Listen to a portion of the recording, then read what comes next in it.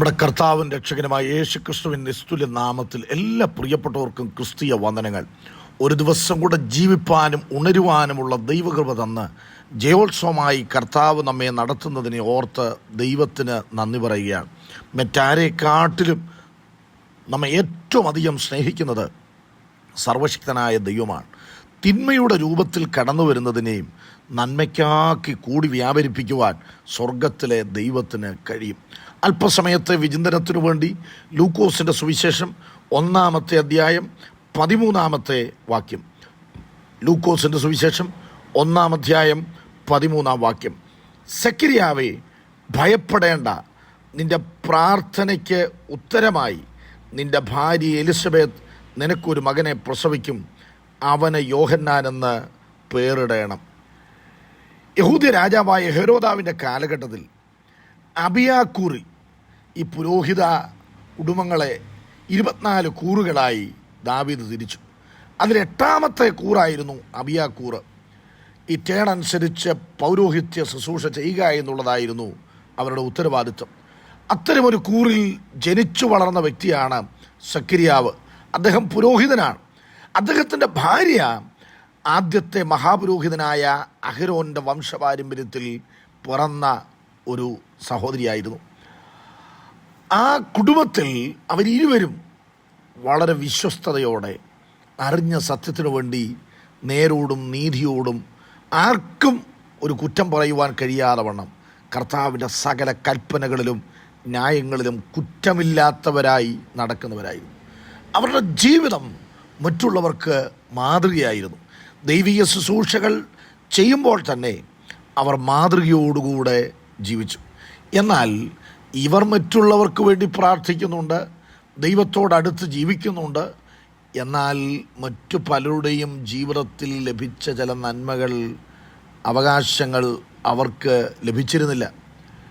ഈ എലിസബത്തിനെ സംബന്ധിച്ചിടത്തോളം, സെക്കരിയാവിനെ സംബന്ധിച്ചിടത്തോളം അത് നീറുന്നൊരു വിഷയമാണ്. സന്തതിയില്ല, ഭാവി തലമുറയില്ല.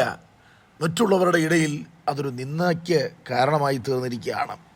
മനുഷ്യരുടെ ഇടയിൽ നിന്ദിക്കപ്പെടുന്നതിന് അത് കാരണവുമാണ്. എന്ന് പറഞ്ഞാൽ മനുഷ്യൻ പല സ്വഭാവങ്ങളിലുള്ളവരല്ലേ. ഇവർ പ്രാർത്ഥിച്ചിട്ടും ദൈവത്തോടുള്ള ബന്ധത്തിൽ കാര്യങ്ങൾ ഏറ്റവും അടുത്ത് ചെയ്തിട്ടും ചെലവഴിച്ചിട്ടും ഇവരുടെ കാര്യത്തിൽ മാത്രം എന്താ ഇത്ര മറുപടി ഇല്ലാത്തത്, അതിൻ്റെ കാരണം ഇന്നതായിരിക്കുമെന്നൊക്കെ സങ്കല്പിച്ച് വിധിക്കാൻ മനുഷ്യൻ വളരെ വിദഗ്ധരാണ്.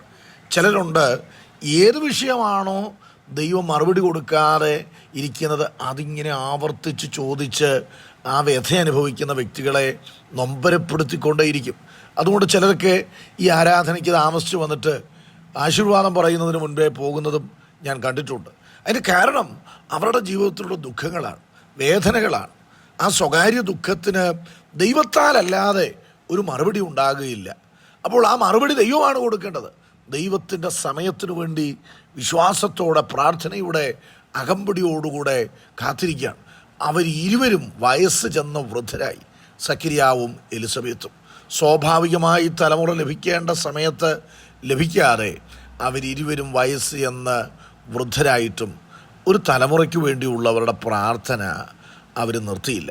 പ്രിയപ്പെട്ടവരെ, സാഹചര്യങ്ങൾ നോക്കി പ്രാർത്ഥനയിൽ മടുപ്പ് പലപ്പോഴും നമുക്ക് കടന്നു വരാറുണ്ട്. പ്രവർത്തിക്കേണ്ട സമയം കഴിഞ്ഞിരിക്കുകയാണ്, ഇനി അത് സാധ്യമാണോ എന്നുള്ള ചിന്തകളൊക്കെ നമുക്കുണ്ടാകും. എന്നാൽ സമയത്തിനധീനനാണ് സ്വർഗത്തിലെ ദൈവം. ഈ അത്ഭുതങ്ങളെന്ന് പറഞ്ഞാൽ പ്രകൃതിക്ക് വിരുദ്ധമായിട്ടുള്ള കാര്യങ്ങൾ പലയിടങ്ങളിൽ നടന്നിട്ടില്ലേ? സൂര്യൻ നിന്നിട്ടുണ്ടോ? ചന്ദ്രൻ നിന്നിട്ടുണ്ടോ? എന്നാൽ യോശുവയുടെ മുൻപിൽ സൂര്യൻ നിന്നിട്ടുണ്ട്, ചന്ദ്രൻ നിന്നിട്ടുണ്ട്. ആകാശൻ്റെ ഘടികാരത്തിൽ ഇറങ്ങിപ്പോയ ടൈമിനെ ദൈവം മടക്കി വരുത്തിയിട്ടുണ്ട്. സമയത്തെ മടക്കി വരുത്താൻ ദൈവത്തിന് കഴിഞ്ഞിട്ടില്ലേ? ഇവിടെ ശരീരം നിർജീവമായി പോയിരിക്കുകയാണ്.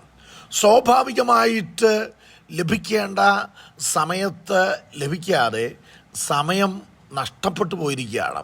എന്നിട്ടും അവർ ജീവനുള്ള ദൈവത്തിൽ ആശ്രയിക്കുകയും പ്രാർത്ഥിക്കുകയും ചെയ്തുകൊണ്ടിരിക്കുകയാണ്. ഈ പ്രാർത്ഥിക്കുന്ന വ്യക്തികൾ പോരാട്ടത്തിലാണ്. പ്രസംഗിക്കുന്നവൻ നശിച്ചാലും പ്രാർത്ഥിക്കുന്നവൻ ഒരിക്കലും നശിച്ചു പോകത്തില്ല. കാലത്തും വൈകിട്ടും ഉച്ചയ്ക്ക് ഞാൻ എൻ്റെ സങ്കടം ബോധിപ്പിച്ച് കരയും. മനുഷ്യൻ്റെ മുൻപിൽ സന്തോഷത്തോടുകൂടെ ഇടപെടുമ്പോഴും ദൈവത്തിൻ്റെ മുൻപിൽ കരയുന്ന വ്യക്തികളെ ദൈവം ഒരിക്കലും ലജ്ജിച്ചു പോകാൻ അനുവദിക്കില്ല. ഇന്നല്ലെങ്കിൽ നാളെ പ്രാർത്ഥനയ്ക്ക് ശുഭമായ, ശ്രേഷ്ഠകരമായ, ഏറ്റവും ഉന്നതമായ ഒരു മറുപടി ഉണ്ട് എന്നുള്ള കാര്യം നാം മറന്നു പോകരുത്. പ്രാർത്ഥിച്ചിട്ടും കാര്യങ്ങൾക്ക് ഒരു ചലനമില്ലാതെ സാഹചര്യം പഴയതുപോലെ തന്നെ തുടരുകയാണ്. ഭക്തൻ്റെ ഭാഷയിൽ പറഞ്ഞാൽ കാറ്റ് കാണുന്നില്ല, മഴ കാണുന്നില്ല, ഇത്തരം സാഹചര്യങ്ങളാണ്. അനുകൂലമായതൊന്നും കാണുന്നില്ല. ഏലിയാവ് പ്രാർത്ഥിച്ചു. കയ്യോളം വലുപ്പമുള്ള മേഘം പൊങ്ങുന്നതിന് മുൻപേ ബാല്യക്കാരൻ ഏതാണ്ട് 7ഓളം പ്രാവശ്യം ആ കടലിലേക്ക് പോയി നോക്കിയിട്ട് പറയുകയാണ്, ഒന്നും കാണുന്നില്ല. അപ്പോൾ സാഹചര്യങ്ങൾ ഒരിക്കലും അനുകൂലമല്ല, എന്നാൽ പ്രാർത്ഥന തുടർന്നുകൊണ്ടേയിരിക്കുകയാണ്. പ്രിയപ്പെട്ടവരെ, സക്കരിയാവ് എലിസബത്ത് ദമ്പതികൾ പരസ്പരം പഴിചാരാതെ, കുറ്റം പറയാതെ, ദൈവമാണ് അവരെ യോജിപ്പിച്ചത് എന്നുള്ള ബോധ്യത്തിൽ അവരുടെ സങ്കടങ്ങൾ, അവരുടെ ആവശ്യങ്ങൾ സ്തോത്രത്തോടുകൂടെ ദൈവത്തോട് അറിയിച്ചു വരുമ്പോൾ ആലയത്തിൽ ഒരുപക്ഷെ ഒത്തിരി ചോദ്യങ്ങൾ ഈ സക്കരിയാവ് നേരിട്ടിട്ടുണ്ടായിരിക്കാം. ആലയത്തിൽ തന്നെ ദൈവത്തിൻ്റെ ദൂതൻ ദർശനത്തിൽ ഇറങ്ങി വന്ന് സക്കരിയാവിനോട് പറയുകയാണ്. ഗബ്രിയേൽ ദൂതനായിരിക്കാം അവിടെ ഇറങ്ങി വന്നിരിക്കുന്നത്.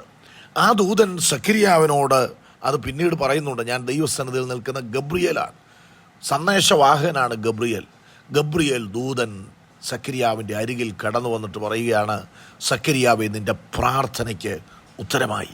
എത്ര നാളുകൾ പ്രാർത്ഥിച്ചു കാണും, പക്ഷേ ഒരു പ്രഭാതത്തിൽ അതിൻ്റെ ഉത്തരവുമായി ദൈവം തൻ്റെ ദൂതനെ അയക്കുകയാണ്. നമ്മുടെ സകല ദുഃഖങ്ങളും വേദനകളും മറക്കാൻ ദൈവത്തിൻ്റെ ഒരു ഉത്തരം മതി, ദൈവത്തിൻ്റെ ഒരു മറുപടി മതി. ആ മറുപടിക്കായിട്ടാണ് നമ്മൾ ശ്രദ്ധയോടുകൂടെ ദൈവത്തിൻ്റെ സന്നിധിയിൽ പ്രാർത്ഥിക്കേണ്ടത്.